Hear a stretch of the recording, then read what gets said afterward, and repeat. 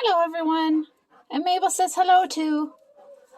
As you can see, Mabel's loose with us, and we've been doing that for a little while now, where she's loose with us while we do chores and she comes around. She's doing very good. She doesn't bother the birds. She's a very good girl, so her training's coming along. But I meant to get some video while I was doing it, but I have this whole kit out here because I was getting the goats ready for giving birth. They're about 3 weeks out. So they got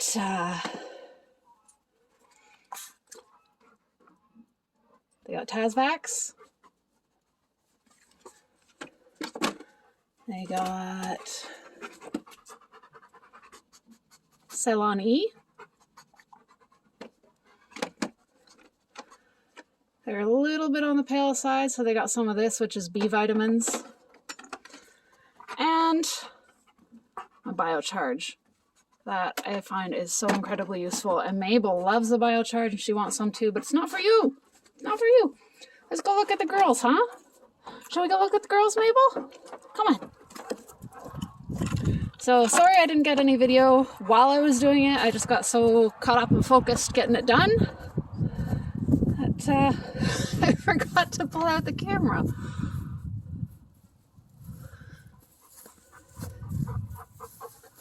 Down, Mabel. There's a chicken there. Her and one or two of her sisters like to lay right there, which is annoying because it's behind the door. They also lay in the corner, but at least I can still reach the eggs. Come on, Mabel! This is our goat track. Right now it's very important to stay on the track. If you step off the track, you will sink in, I don't know, 5-6 inches. So stay on the track. Now we haven't had Mabel as much with the goats, so they're still quite wary. But yeah, you gotta get used to it. It's a beautiful day. We haven't done much in this through the winter. Everyone's out here. You can see the goats just aren't too thrilled with Mabel. Mabel, leave it. That's a good girl. That's a good girl. You leave it. Let's see if I can get some pregnancy belly shots with Mabel around. Oh, Mabel just skirted way wide around these chickens. Good girl, Mabel. Oh, there's Cinnamon. Her udder's coming. But I don't know. It looks like she might only have one. Mabel, leave it. Millie here's looking a bit bigger. Right, Millie? Hi. And her udder's coming. Whoops, I'm blocking the light. Mabel! Mabel! Leave it! I know, Millie, you're ready to do battle. You're the matriarch. You're gonna fight her off, aren't you? Yeah, her udder's coming. I'm gonna guess 2 or 3 from her. I'd be surprised with 4. See, here we've got Winnie. She's not looking too big. Maybe 1. I mean, I would love to have all of them have 2 because then it helps them develop their udder, produce milk, and it prevents the kids from just drinking one-sided, because that's very annoying.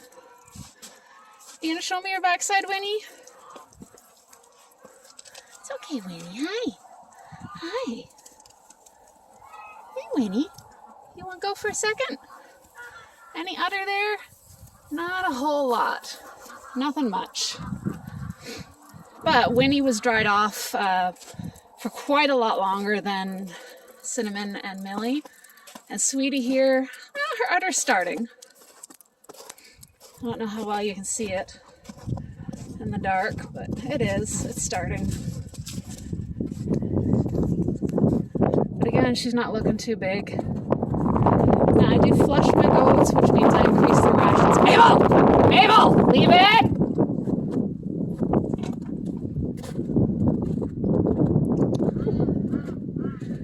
So flushing means you increase their rations.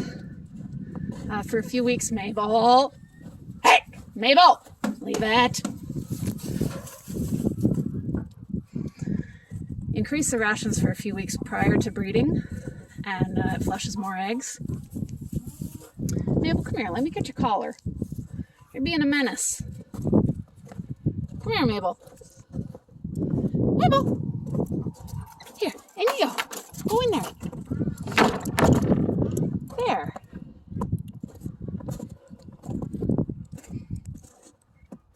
So as I was saying, the increased food tells their bodies, you know, there's lots of resources, they'll be all right. Oh, they must be in the stall. And they release more eggs. But my goats were having some issues with some parasites and stuff at that time, so I don't think they're going to produce as many this year as I had originally hoped. There they are. Yeah.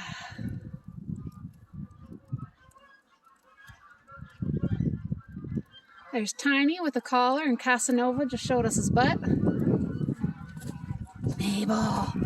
Alright, I'm going to call this done for now. I need to get Mabel under control here. Oh, good girl. Give me your collar. Perfect. Well, I will chat with you later and keep you updated as the pregnancies progress. We got about 3 weeks left to go.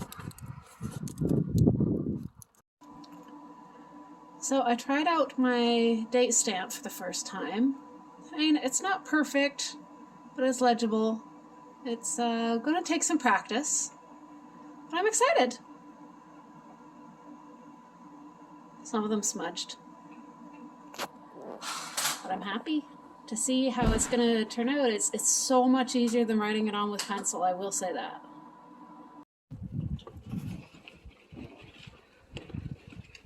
So we're about 3 weeks away from the first kids. I'll show you how everyone's doing. These girls aren't showing a lot this way, but if you look at them, they're quite a lot larger this way than they usually are, like compared to that. So this is Sweetie. Oh, let's do udder shots. Little bit of udder there, not much. We got Winnie. She's not looking like she's got much in there, but she's getting a little udder. So she's got at least one. I'm hoping everyone has at least two, so that the babies eat equally from both sides. And it just helps for udder development. Cinnamon. Again, not much of a bump, but she is showing depth and udder. So she's pregnant for sure. The udder shows us. Hers is so much bigger because when she dried up, she wasn't dry long enough for the udder to completely disappear.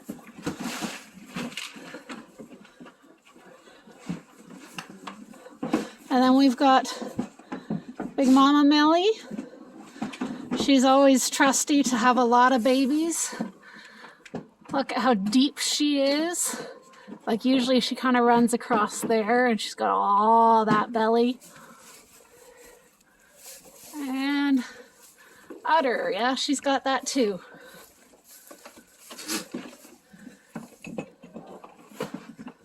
But yeah, the non-pregnant goats are a lot slimmer. They're not as deep through the body.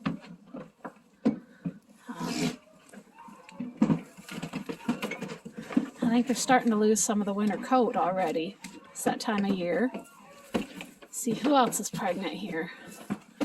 We've got Blue Collar. And it's looking worse because she's kind of hunched over the edge of the feeder there. But she's definitely preggers.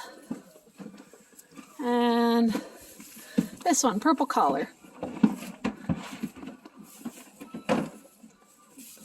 There's no udder development on these guys yet. They're April. They're not till May, so they've got some time. Here's a comparison for someone who's not pregnant for body depth. Come on, guys, stop moving around. Oh, she's in heat.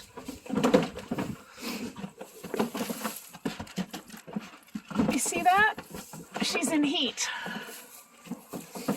But I'm not ready to breed her yet.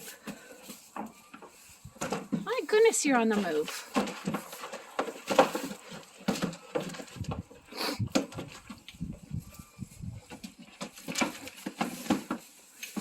Hi, Alexander.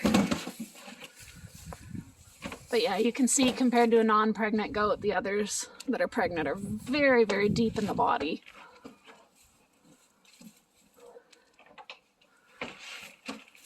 All busy having their supper.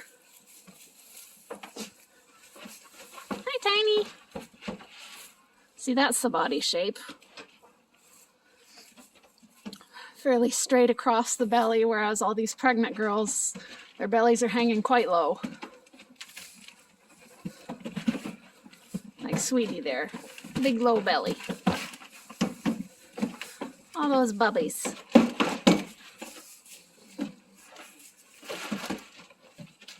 Right, Millie? Oh, I bet you got 3 or 4 in there, Millie. You hide them well.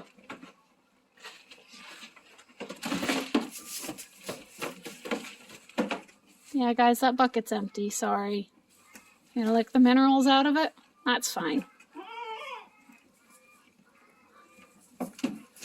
But that's the pregnancy update on these guys. Like I said, about 3 weeks to go and we should be seeing little kids.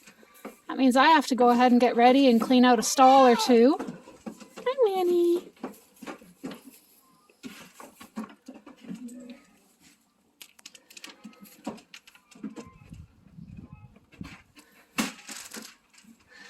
Yeah, I mean, Millie doesn't look bigger. I mean, she may look a smidge smaller than she did last year, but she doesn't show much. And last year she had 4. I don't know why everyone else that posts pictures online has their goats so massively pregnant, like bulging all over the place. Mine just don't show it.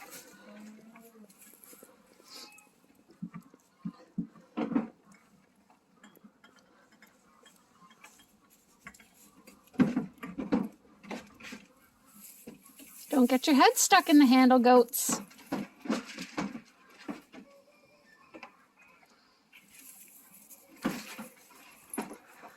So the stalls we'll be kidding in is the front part of the barn. There's 3 stalls. We'll use the first one because it's got a window, so a little bit more natural light. And there's outlets there for a heat lamp if it's cold for the babies. Just for the first day or so. I would hang it high enough that it just kind of takes the bite and chill out of the air. Because you really want them to adjust to the temperatures, and they should, as long as they're healthy and doing all right. And that's why we give them things like the Tasvax and the Biocharge and the Celon-E, so that those babies are healthy. The Celon-E is selenium and vitamin E that helps with white muscle disease, so in case of weak babies. So in the spring, I want to breed these 2, Tiny, Milky, and Pumpkin, who's in heat right now, to kid in kind of end of September. Then I'll have Milky around. They should be big enough to breed by then. I mean, so far I haven't gotten rid of any goats until they've kidded at least once, so I can see what they look like as a developed udder and whatnot, but obviously I'm going to get big enough in the next year or so that I might have to change that policy. But some of these goats will be for sale in the upcoming year, or within the next 12 months. But we'll just see how they look after kidding and how they do and what they produce, and I'll decide from there. For anyone interested, there's Casanova. He's for sale. He's a real sweetheart. There's Alexander the Great. He's for sale. He is my sweetest goat. Both of them would be exceptional cart goats or hiking goats or pack goats. They're both wethers, which means a neutered male. And this one is also a wether. He's the biggest of them. He's not quite as tame and friendly, but that wouldn't take much to change. He's got the white on his side, just for some reference. But if anyone wants them, they are available. They wouldn't be too expensive since they're not breeders. Otherwise, they're gonna go to meat. He'll be ready in another couple months for meat, I think. So yeah, that's just a fact of life. You can't keep all the goats. You just can't.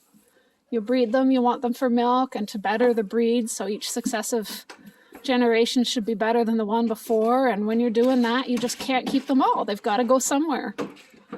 And I think it's just respectful to use the animals and use as much of the animals as possible, tan the hide, whatever. Yeah, we don't do it for fun or for sport, but we don't waste them either. And now I haven't done much in the way of birds lately. I've been focusing on the goats, but they're all coming along really well. They'll be settling in for the night soon. The chickens I'm very happy with. They're coming along quite nicely.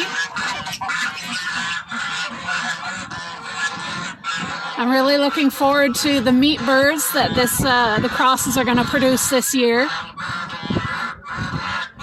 Yeah, lighting's not best for this, so I think that's going to be it for tonight.